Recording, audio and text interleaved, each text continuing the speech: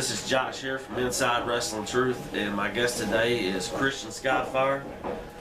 Today we're going to talk about a lot about EPW, and we're going to talk a little bit about the AWA.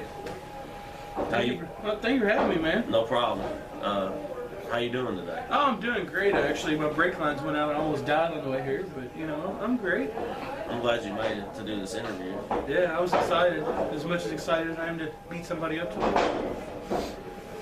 All right, Christian, let's talk about the minute you knew you were going to open EPW, or, you know.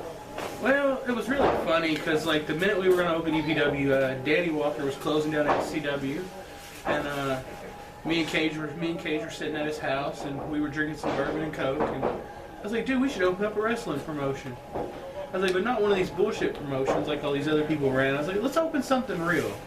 And we were sitting there, and he was like, well, what should we name it? Let's name it traditional wrestling or something like that. And I was like, no, I'll come up with something better. So he went to sleep, and I sat there for like 3 or 4 hours and came up with EPW. And then when he woke up, he was like, man, we came up with a great name. It was really all me.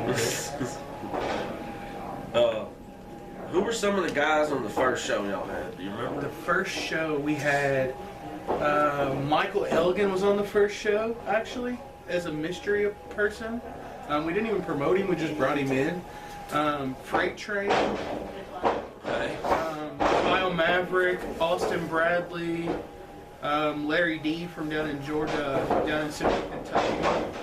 I think Brian Beach was on the first show. I'm pretty sure Brian Beach was on this first show too. What is his name? Byron Bones. Byron Bones. We had a good show. That first one was really good. What's some of your favorite moments or matches from the first show? My favorite match on the first show, still to this day, absolutely, is Freight Train versus Waffle. Okay. That match was absolutely great because it was everything that I wanted it to be. Simon Says and Michael Elgin was probably the second, because Simon is probably one of the most underrated guys in professional wrestling right now. I mean, he gets nowhere near the appreciation that he should get. And then you had Jake Manning, the Man Scout that owns High Spots. Yeah. Him and Tommy Thompson, or Kyle Maverick, or whatever his name is. That was really, really good. But Freight Train versus Waffle, I mean, it was just pure comedy, and it was everything that it should have been. Let's talk about bringing in new talent, different talent after the first show. After the first show, we started working with Reed Bentley and Nick Manowal, you know, and they started helping us out with putting stuff together. And they had a lot of input on people we would bring in. Luckily, we brought in like the defending wrestling coach from over in England. I remember that. Yeah, one of them is Mandrew on Impact. Yeah, now. He's like tagging with the little dude Spud or whatever, and his tag partner from England. And then like Chris Jones from out of the St. Louis area. Chris Jones, he's a really good talent. We brought in a kid named Jay West from over in Ohio. He's really super good. I'm trying to think of some other young guys that we Aaron Anders. He's out of like Alabama, Arkansas. Super wrestler. I mean, he's like, any show that doesn't use him in that area is like dropping the ball talent-wise. Let's talk about you brought in some legends to work some shows. Let's talk about them a little bit. Oh man, I could go on for days about that one. Ricky Morton, and then Pat Tanaka is probably one of the best that we had. I mean, honestly, I love. I still talk to Pat on like a weekly basis. He calls me. He's like, so when you gonna bring me back? When you gonna bring me back? He just wants the money, but right. You know, Pat's a super nice guy though. What about Dundee, Bill? I remember you had Bill Dundee on the show. Bill was interesting. He wasn't mean. He was very nice, very polite guy. Gave a lot of pointers to a lot of the younger guys.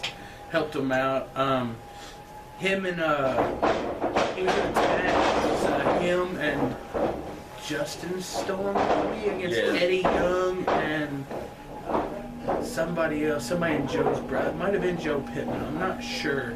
But it was a tag, and Eddie Young thought that Bill was going to beat him up because because he said something to Bill at a SWE show, and there was some animosity there or something, but Bill didn't really care.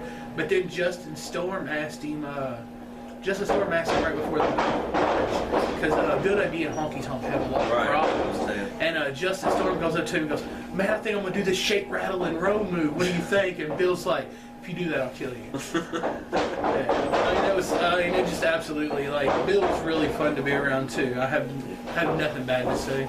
Did y'all have Brodus Clay or not? I can't remember. No, the deal with Brodus Clay was his agent is based out of New Jersey. His name's Eric Sims. I don't care. I'll tell you all about him. His name's Eric Sims. And Eric Sims is probably one of the shadiest booking agents you'll ever meet in your life. You know, everything he does is real half-assed. He'll let you talk to any of the names. You know, he's like, "Oh, well, I'll talk to you. You can talk to him when you pick him up at the airport." You know, and he likes to really show his butt to people. You know, and it's really not pretty. You know, but he did that with more than one person. He did that with. He did that with Sam Cosby, too. He was a real douchebag to Sam Cosby, too. And Sam was like, "Yeah, how did you deal with that?" And I was like, "I didn't. I told him to go to hell." Let's talk Hardcore Harvest. Which one? One or two? We'll talk about both of them. Alright, the first one was the most low-budget deathmatch tournament you'd ever see in your life. We literally ran that show with a budget of like $150. That's all we had for everything, which is absurd, you know. But the second one, you know, we had a lot more time to prepare. We had an amazing lineup. You know, I mean, even though we have the problems that we have and stuff, we had Page on the show, you know, doing his last death match. Right. You know, we had Matt Tremont, we had John Wayne Murdoch, you know, we had Lee Byford, Lee Byford's the best big man in professional wrestling today. We had Kate Sane, who doesn't even do death matches, but he did a death match that show. That's awesome. And the only reason why he did it was because we were short somebody. We were sitting at my apartment that night before. And I was like, "All right, Caden, look, I'll buy you all the liquor you want. I'll get you a lap dance. Do this match for me." He was like, "Okay." I was like, "Otherwise, you can't sleep on my couch anymore." So I had Caden do a death match. Mikey McFinnigan, who's in the Prince of the Death. I hope he wins that Prince of the Death at IWA, because Mikey's amazing. He's a really good worker. Best show. Best show. Not the anniversary show. The best show would probably be the Bash at the Frog show that we did in May of last year, where it was me and Josh Crane in the main event, the spot in the King of the Death. And because that whole show from top to bottom, it had such just a vibe to it, where when I left that night, I was on cloud nine. Nothing could ruin. You know, except for the fact that the back of my head, the ear right here was split wide open, and luckily there was a paramedic in the club that actually cleaned it up and stuff for me. He was like, "Dude, you're like a quarter of an inch away from your artery." Damn. But besides that show, Ian Rod and Mitch Ryder was really good. They had all the animosity at IWA building up to it. Yeah. And then Mitch couldn't even dress in the locker room with us. He had to dress in the club and come out of the club entrance instead of coming through the entranceway. And it was really good. I mean, the whole show. What about worst show? Their show that just was like, damn. Well, worst show. Probably the show up to the task show where we had Kevin Sullivan. Okay. Because it just, I wish we'd have had more time to prepare around Kevin Sullivan. You know, somebody of that stature coming in, and we had like 6 hours notice on Kevin Sullivan. You know, and then we had a low budget show as it was. I mean, we scaled down our budget because something was going on. We didn't had another big show coming up. So everything was scaled down, man. I mean, we didn't have everybody that we should have had there for a show like that. What was it like working with Kevin Sullivan? Oh my God. Kevin Sullivan was my tag partner that night. It was me, Kevin Sullivan, and I'm trying to think who our third partner was. I know we wrestled Reed Bentley, John Wayne Murdoch, and Trick was the man against me. It might have been Del Patch. No, Ace Perry. It was me, Ace Perry, and Kevin Sullivan. And it was so much fun. Because, I mean, literally, Kevin Sullivan watched everything everybody did. You know, and he told everybody, you know, what could make it better. And I mean, he was the creative mind in WCW when it was worth something. You know, so just his input made the day that much better, you know. What was the best match you seen at EPW? The best match I've seen at EPW was it was Reed Bentley and Jordan Cage. Okay. Absolutely was a phenomenal match. Like, I didn't know how those two would pair up.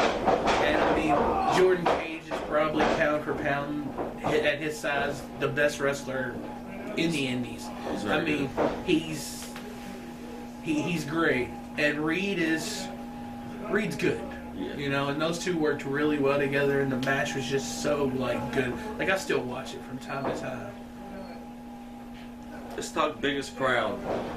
Well, our crowds were growing before we shut down. Our biggest crowd was probably the knee show, maybe. I think we had like 180 something. I mean, we had small crowds. The product was well above it. You know, our internet sales is what's really like helped our fan base out on that, because we have a much bigger build, you know, online than we do. I mean, we have like 4,000 followers on our Facebook page and like 15 or 20,000 Twitter followers. You know, that ain't a lot, but I mean, that many people's watching our product from all over the world. Yeah. You know. All right, next I'm going to name some names off to you that worked for EPW, and you just tell me a little bit, you know, about them. You know, were they cool to work with? Just your thoughts on the person. Okay, absolutely. The first one, of course, is Cage Cutler. My family. He is absolutely my family. He is my brother. I love him to death. He makes a lot of stupid decisions. He does a lot of things that he really shouldn't do. But I mean, I love him to death. But probably not the best business partner in the world. Probably not the worst business partner in the world. I'm sure there's worse out there. We just, I don't think we worked well as a business unit. You know.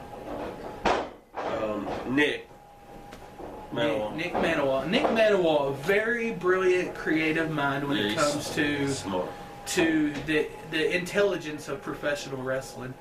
Now, a lot of things that he does is questionable. I mean, he's real big on, if you're his friend, you're going to go a lot of places, and if you're not his friend, you know. But, I mean, that's my only problem with him. Besides that, he's a very brilliant mind, and I was very happy to have him as part of my company, you know. Reed Bentley. I can't really say nothing bad about Reed. But Reed will tell you straight to himself. You know, he'll say it straight from himself that he's an asshole. And he's arrogant. He's cocky. He's an asshole. You know, but he backs it up every time he gets in the ring. You know, he's like, I'm going to tell you what a badass I am, and then you're going to put me against Chris Hero, and I'm going to go out there and I'm going to kill it. And you're going to be like, well, he's an asshole, but he can wrestle. Josh Crane. Josh is probably the ideal hardcore wrestler in the Indies right now. He's got issues that's slowing him down. His girlfriend, because he don't want to do anything that she tells him not to do, whereas he was 100% focused beforehand. But I mean, that kid is amazing.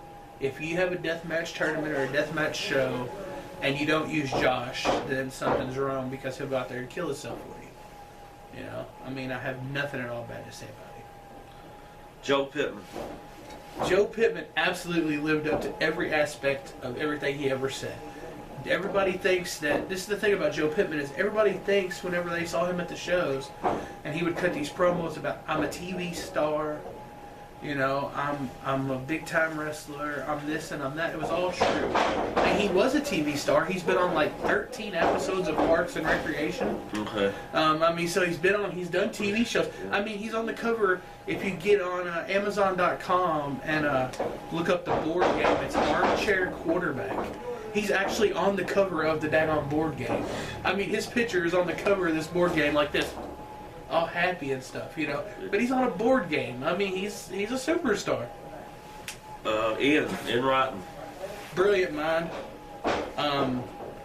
I laugh a lot of times because a lot of people take his mind for granted. He's very maniacal. He's very methodical. He's kind of a cult leader, kind of Charles Manson-ish. Yeah. You know, he serves Kool-Aid and People drink it. people absolutely love the Kool-Aid. They're like, oh yeah, let's drink some of this heavy sugar Kool-Aid. You know, and then they'll get screwed over or they'll get fucked over, you know, somehow, and they'll drink more Kool-Aid and come right back. Oh, Ian, oh, I missed you. And, you know, everybody reads into his bullshit. I don't read into his bullshit anymore. Madman Pondo. Pondo's the if Pondo was a party animal, Pondo would be the life of the party. I honestly believe that. Pondo, because not even being at a party, Pondo's the life of the locker room. You know, because he's always laughing, always joking, always got some silly story to tell. Great person to have in your locker room. I mean, have you seen any of his stuff lately? I mean, Some of it, yeah. lately he's been wrestling instead of doing all the goofy comedy or hardcore stuff. He's been wrestling, and it's, oh my god, I went to D1 the other night, and him and Tony were in a tag match. He was doing drop toe holds and stuff, and I was like, what the hell is this? Really? And it was so awesome, you know. Is that a true story? John Wayne Murdoch. Way overrated. I hate to say that. He's a great hardcore wrestler. He's a great wrestler, but he's way overrated. People give him way more credit. And he's not bad. He has good matches with good people.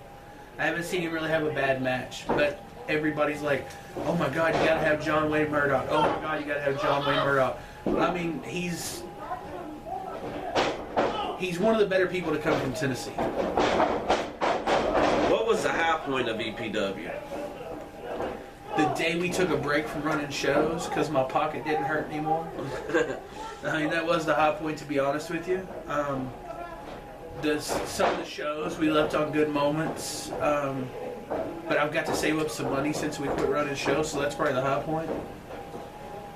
When did you start to see EPW start to decline? When we partnered with IWA. Okay.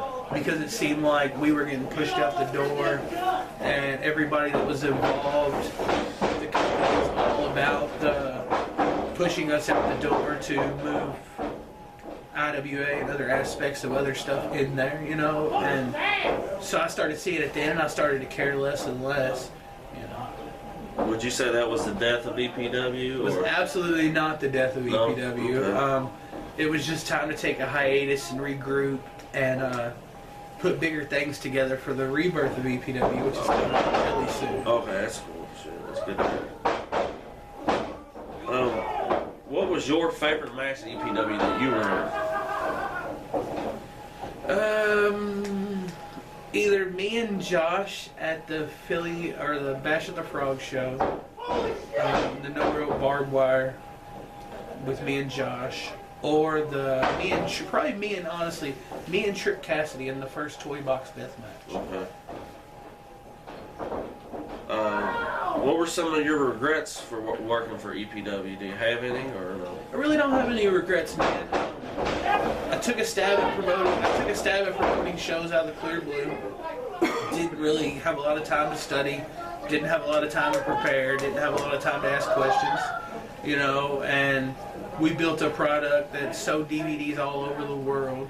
You know, I don't really have any regrets.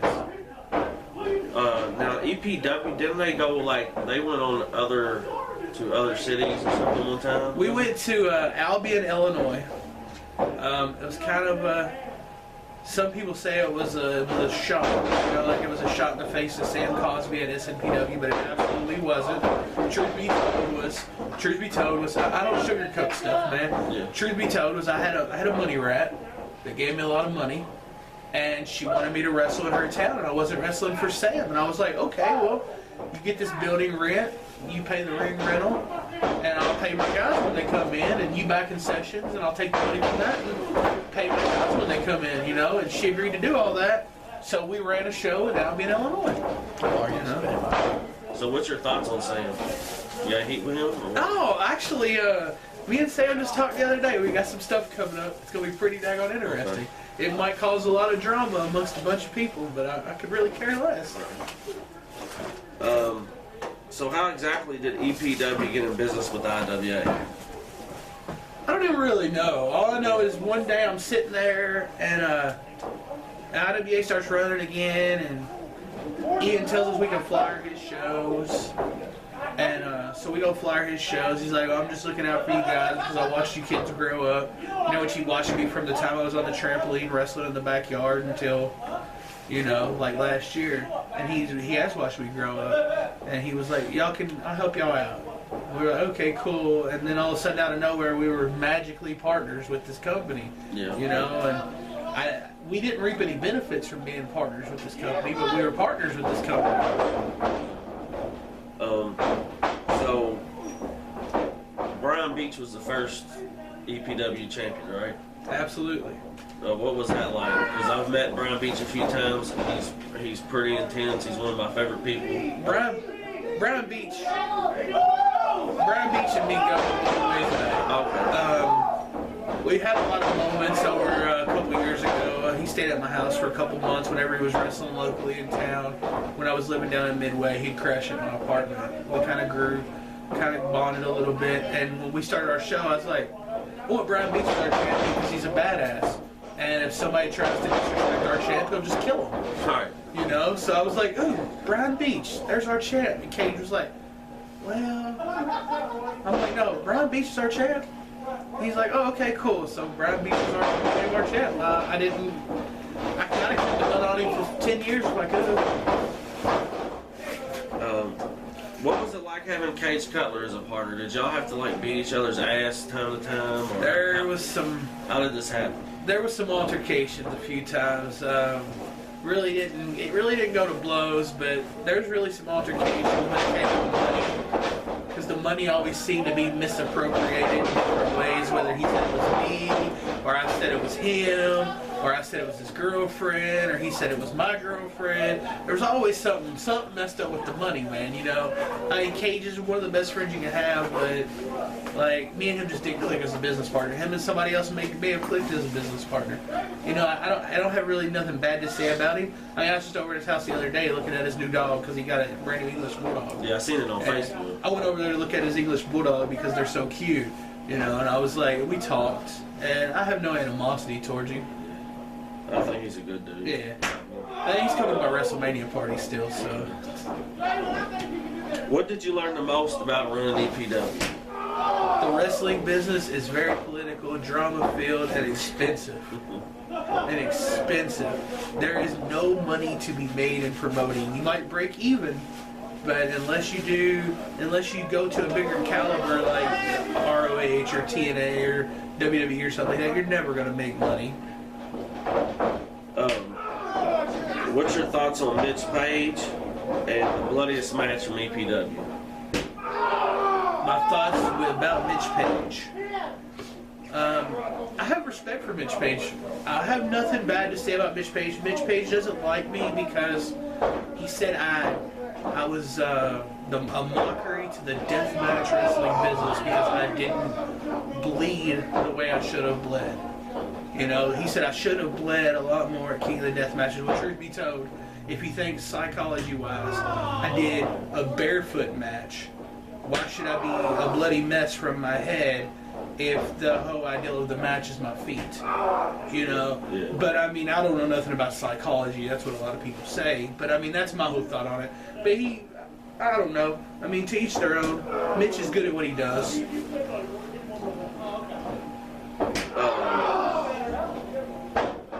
What did you say was the bloodiest match from EPW? Bloodiest match at EPW was probably the Bash at the Frog show with me and Josh Crane. Okay. It was absolutely, I was washing my hair 2 days later, and I was still like, I'd wash my hair and I'd look down at the floor and there'd still be like dried up blood coming out of my hair 2 days later. And it was pretty intense. It was a really good match, really violent. Josh had a big gash in his elbow and had to go to the hospital and have it looked at. You know, and that was probably the bloodiest match in EPW. So we're gonna see a rebirth from EPW? EPW will be back probably in April. Okay. That's the date I'm looking at. I'm not going to book a lot of joke characters. I've got a few that I like, but I'm not going to book a lot of joke characters. My first show, I've got some good stuff working out, though. My booker currently travels all over the world wrestling. I'm not going to talk about him right now because he asked me not to mention his name. Cool. That's fine. But he travels all over the world, and he's pretty big. So... All right, we're going to talk about this place for a few minutes. AWA. AWA Supreme. Yeah, it's my home, man. How did you get your start here? 99? 99-ish, maybe? 2000? Something like that. I don't know, I was just traveling around, you know, me and JC and Simon. JC and Simon came up here and did some ladder matches. Late 99, 2000 area. They did some stuff up here that they were like 15 years old. And we all just kind of traveled around together. You know, me, JC, Simon, Max Misery, Billy Black. And I started coming up here, and for the most part, it was closer to home than most of the BBW shows that I would do. You know, I could drive 40 miles to Madison or 110 miles to Central City, you know, and I'd much rather drive 40 miles to go wrestle than 110, knowing I'm going to make the same at both places. What's your favorite match that you had here at AWA? Well, there's this kid that currently works here. His name is Andrew Mass. We wrestled at Seymour a couple weeks ago, maybe a month or so ago, at the benefit show for some church. We had like 500 people in the crowd. And that was my favorite match, was with that kid, because he's just so eager to learn and better himself, you know. He's not like a lot of the younger guys that are like set in their ways, you know. They're like, oh, I'm gonna do this because I can. It's because you can't. You need to listen. And he just was like, what do you want to do? And he absolutely went out there and killed it. Who are some of your favorite guys, you know, that you work with here at AWA? I love Eric Draven sometimes. Sometimes Eric Draven's a little sketchy. I was thinking like that. Spaz.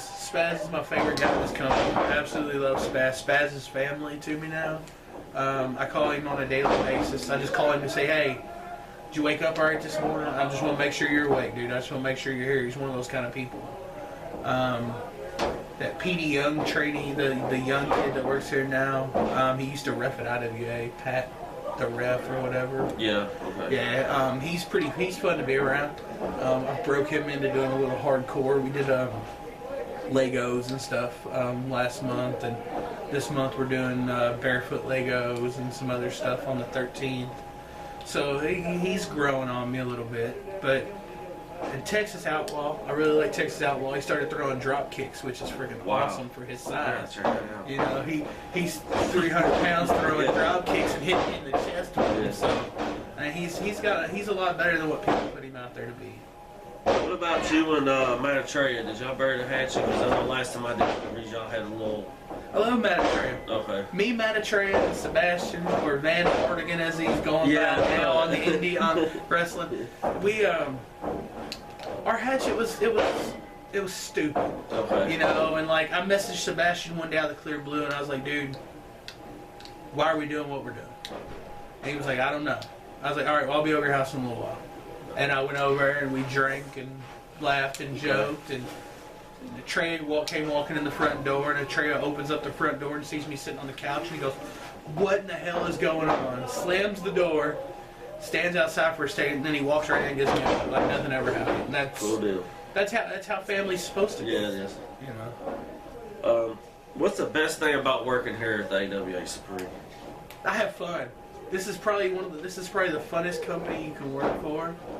There is no drama. There is no politics. Everybody has a good time. Everybody laughs, jokes, cuts up. It's more of a family, you know. Probably been here for quite a while because I just enjoy it, you know. I walk in, I don't wake up on Saturday and go, God, I don't want to go wrestle like I used to. You know, I wake up on Saturday morning, I'm like, man, I'm ready to get on the road, I'm ready to get to Madison, I'm ready to go to training, I'm ready to go up here and watch these young guys train and beat them up a little bit. You know, I mean, I just love it, it's fun. In closing, Christian, I appreciate you doing this with me. Is there anything else you'd like to add in about EPW or AWA or just anything in general? Just follow the EPW Facebook page if you haven't. Evolution Pro Wrestling on Facebook. Big announcements will be coming up in the next week or two. If you don't have anything to do, make your way up to Madison. Check out AWA or the AWA Extreme shows on Fridays. The next one's March 13th. Check out the AWA Extreme. Those are pretty cool. It's kind of like got the old school ECW stuff. It's pretty interesting. And then there's a company down in Jeffersonville at the arena in Jeffersonville, Chaos Pro Wrestling. It's ran by Too Tough Tony. It's a really good product to check out. He's doing things with professional wrestling that hasn't been done in a while in that area. That's awesome. Thanks, man. Thank you.